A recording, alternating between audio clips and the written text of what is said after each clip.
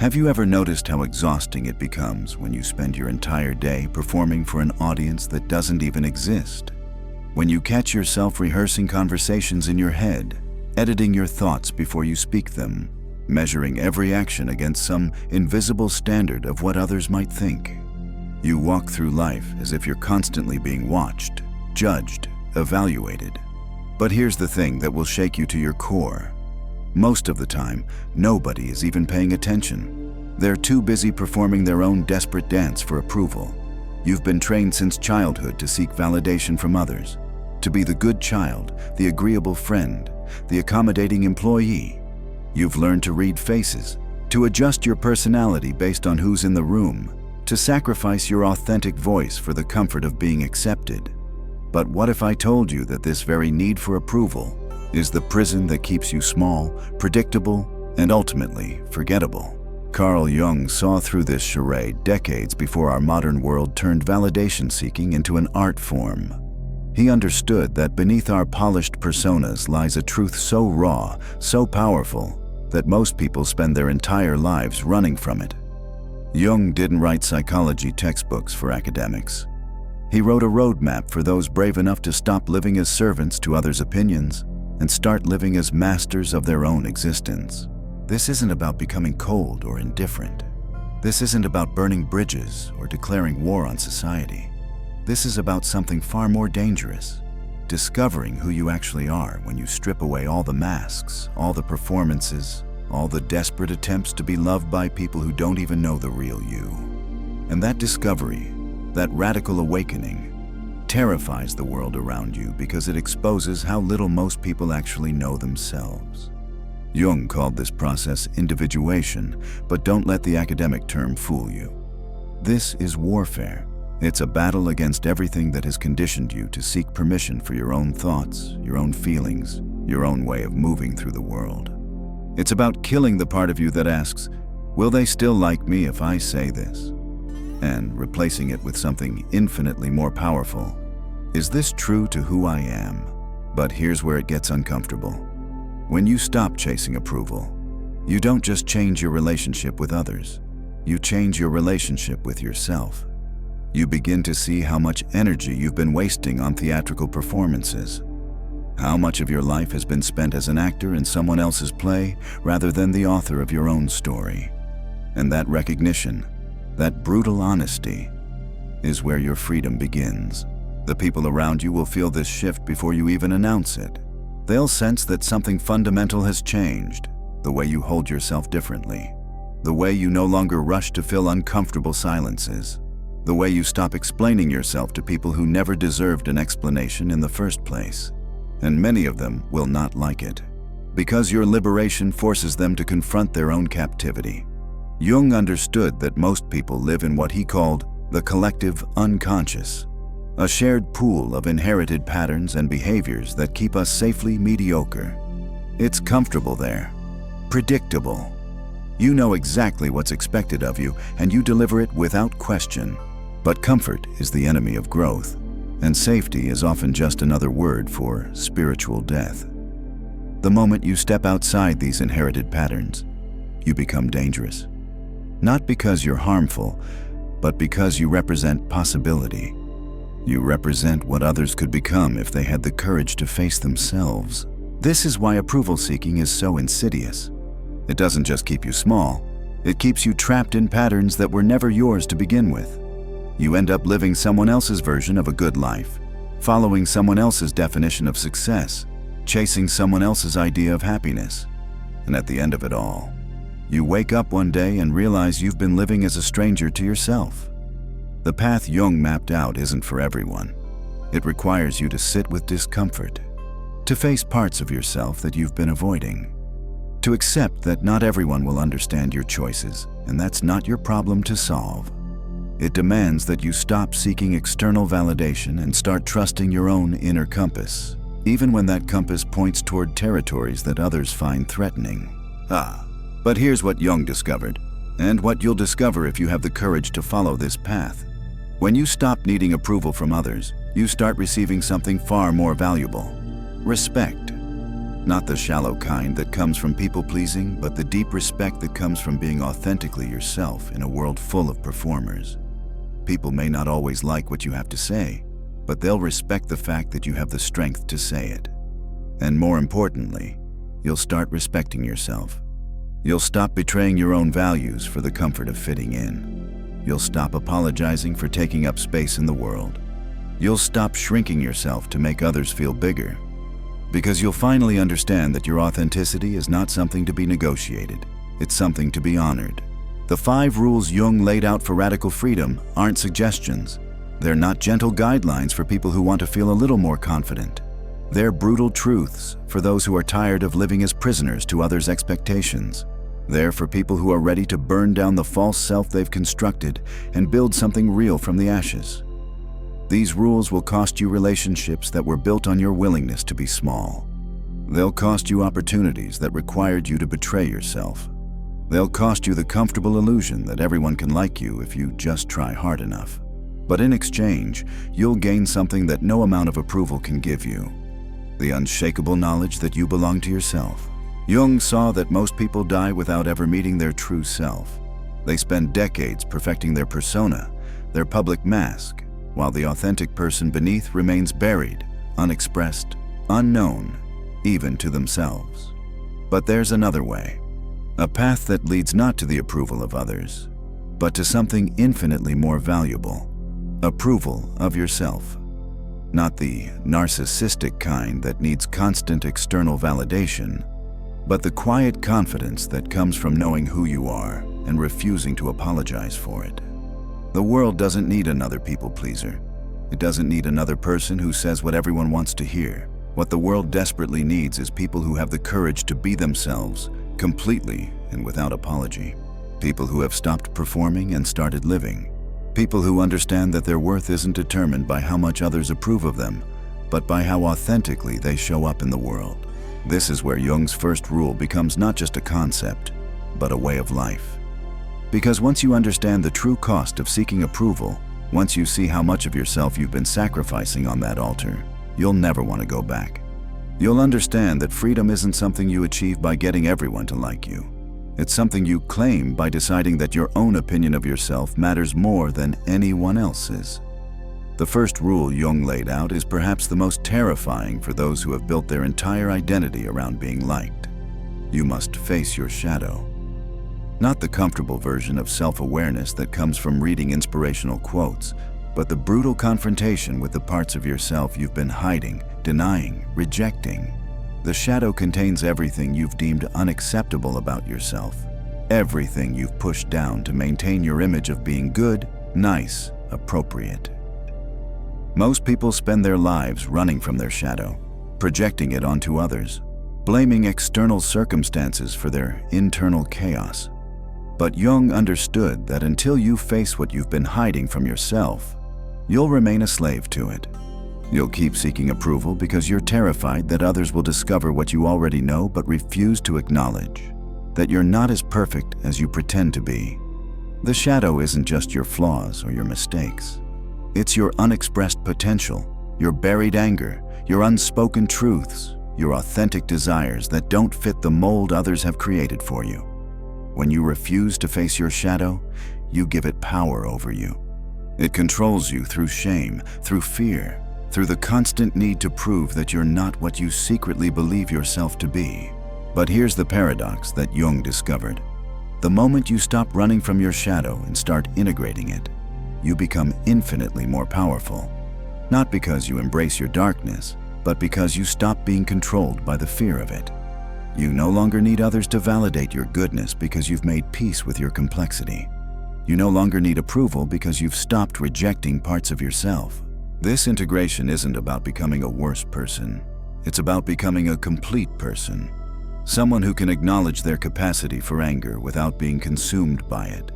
Someone who can admit their selfishness without being enslaved by it. Someone who can face their fears without being paralyzed by them. And when you reach this level of self-acceptance, something remarkable happens. You stop needing others to accept what you've already accepted about yourself. The second rule cuts even deeper. You must differentiate yourself from the collective. This isn't about becoming a rebel for the sake of rebellion. It's about recognizing that most of your opinions, most of your values, most of your goals aren't actually yours. They're inherited from your family, absorbed from your culture, downloaded from social media, implanted by advertising. You've been living someone else's life and calling it your own. Jung saw that the collective unconscious provides ready-made answers to life's questions. It tells you what success should look like, what happiness should feel like, what love should be. And these collective answers are seductive because they remove the burden of having to think for yourself. But they also remove the possibility of discovering who you actually are beneath all those inherited patterns. Differentiating from the collective means questioning everything you've been taught to want. It means asking yourself whether your dreams are actually your dreams or just the dreams that others have convinced you to have. It means examining your relationships to see how many of them are based on who you pretend to be rather than who you actually are. And this process is painful because it reveals how much of your life has been built on foundations that aren't yours. But this differentiation is where your real power begins. When you stop following the crowd, you start discovering your own path. When you stop accepting collective answers, you start finding your own questions. When you stop living by others' standards, you start creating your own. And suddenly, approval becomes irrelevant because you're no longer playing by rules that were designed to keep you small. The third rule is perhaps the most practical. You must learn to contain your own energy. Jung understood that most people leak their power through constant explanation, justification, and the desperate need to be understood. Every time you over-explain yourself, every time you justify your choices to people who didn't ask, every time you seek validation for decisions that are yours to make, you give away pieces of your sovereignty. Energy containment isn't about becoming secretive or withdrawn. It's about becoming selective. It's about understanding that not everyone deserves access to your inner world, that not every thought needs to be spoken, that not every feeling needs to be shared.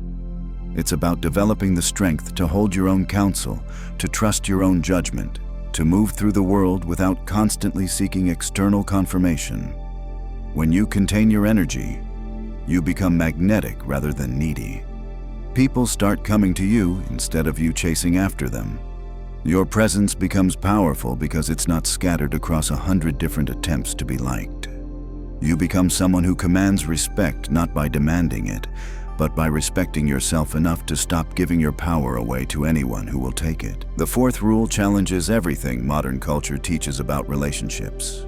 You must be willing to be misunderstood. This might be the hardest rule for approval seekers to accept because it directly contradicts their deepest need.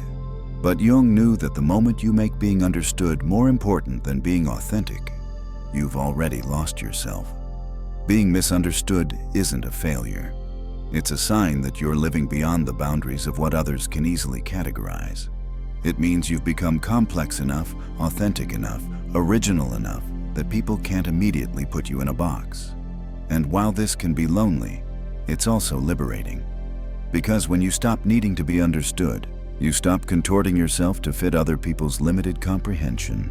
The people who truly matter will take the time to understand you. The ones who don't weren't worth your energy anyway. And in the space between being misunderstood by many and being truly seen by few, you'll find something precious: the freedom to be exactly who you are without apology or explanation. This willingness to be misunderstood transforms every relationship in your life. You stop performing and start relating. You stop pretending and start revealing. You stop seeking approval and start offering authenticity. And while some people will reject this authentic version of you, the ones who embrace it will love you in a way that the performing version of you never could have experienced. The fifth and final rule is the most dangerous because it strips away your last excuse for remaining small. You must take full responsibility for your own life. Not just the parts you're proud of, not just the successes you can claim, but everything. Every choice that led you here, every pattern you've repeated, every relationship you've accepted, every boundary you failed to set. Jung understood that as long as you can blame others for your circumstances, you'll remain powerless to change them. This isn't about self-blame or drowning in guilt. It's about reclaiming your agency. It's about recognizing that even when you couldn't control what happened to you, you can control how you respond to it. Even when others hurt you, you choose whether to carry that hurt or transform it. Even when life deals you circumstances you didn't ask for, you decide what story you tell about those circumstances. Most people resist this rule because it's terrifying. It's easier to point fingers, to stay stuck in victim mode, to convince yourself that you're trapped by forces beyond your control. But Jung saw that this resistance keeps you perpetually dependent on others for your happiness, your success, your sense of worth. When you refuse to take responsibility, you're essentially saying that other people have more power over your life than you do. But the moment you embrace full responsibility, everything changes. You stop waiting for others to change so you can feel better. You stop expecting the world to accommodate your wounds. You stop looking for someone else to save you from the life you've been living. Instead, you become the author of your own transformation. You realize that your freedom was never something others could give you or take away. It was always yours to claim. This responsibility extends to your emotional reactions. Instead of saying, "You made me angry," you start recognizing, "I chose anger as my response." Instead of, "They hurt my feelings," you understand, "I allowed their words to affect my inner peace." This shift in language reflects a deeper shift in power. You stop being a victim of other people's behavior and start being the conscious architect of your own experience. Jung knew that this level of personal responsibility would isolate you from those who prefer to live as victims of their circumstances. They'll find your self-ownership threatening because it highlights their own refusal to take charge of their lives. They'll try to pull you back into old patterns of blame and complaint because your growth exposes their stagnation. But this is the price of freedom. You'll outgrow people who refuse to grow. When these 5 rules begin to integrate into your daily existence, something profound starts to happen. You stop checking your phone obsessively for validation. You stop rehearsing conversations to make sure you'll be liked. You stop editing your thoughts before you speak them. You stop apologizing for taking up space in the world. The constant internal chatter about what others might think begins to quiet, replaced by a deeper voice that speaks from your authentic core. People will notice this transformation before you do. They'll comment that something has changed about you, though they won't be able to articulate what it is. Some will be drawn to this new energy, attracted to someone who seems comfortable in their own skin. Others will be repelled by it, uncomfortable with your refusal to seek their approval. Both reactions will tell you everything you need to know about the quality of your relationships. Your conversations will change. Instead of saying what you think others want to hear, you'll find yourself speaking your truth with quiet confidence. You'll stop over-explaining your choices, recognizing that those who need extensive justification for your decisions don't deserve access to your reasoning. You'll become comfortable with silence, no longer feeling compelled to fill every pause with words designed to maintain others' comfort. Your decision-making process will transform completely. Instead of running every choice through the filter of, "What will they think?" you'll start asking, "What feels authentic to me?" Instead of choosing the path that generates the least resistance from others, you'll choose the path that creates the most alignment with your values. This doesn't mean becoming reckless or inconsiderate. It means becoming genuinely considerate of the person who matters most in your decision-making. You. The relationships that survive this transformation will deepen in ways you never thought possible. When you stop performing for others, they stop performing for you. Real intimacy becomes possible because you're finally showing up as yourself, rather than as who you think they want you to be. The connections that form around your authentic self are unshakable, because they're built on truth rather than pretense. But Jung warned that this path isn't without its shadows. There will be moments when you question whether authenticity is worth the price, when old friends distance themselves because you no longer play the roles they assigned you, when opportunities disappear because you refuse to compromise your values, when family members accuse you of changing, as if change were a betrayal rather than growth. In these moments, you'll face the ultimate test of your commitment to freedom. Will you retreat back to the safety of people-pleasing? Will you abandon your authentic voice to regain the comfortable illusion of universal acceptance? Or will you stand firm in the knowledge that your worth isn't determined by others' approval, but by your willingness to honor the truth of who you are? Jung understood that most people fail this test. They get close to freedom and then choose familiar chains over uncertain liberation. They prefer the known suffering of living for others to the unknown territory of living for themselves. But for those who persist, who continue walking the path even when it leads through valleys of misunderstanding and mountains of solitude, something extraordinary awaits. You discover that approval from others was never what you actually wanted. What you wanted was approval from yourself. What you wanted was the quiet confidence that comes from knowing you're living in alignment with your deepest values. What you wanted was the unshakable peace that comes from no longer betraying yourself for the comfort of others.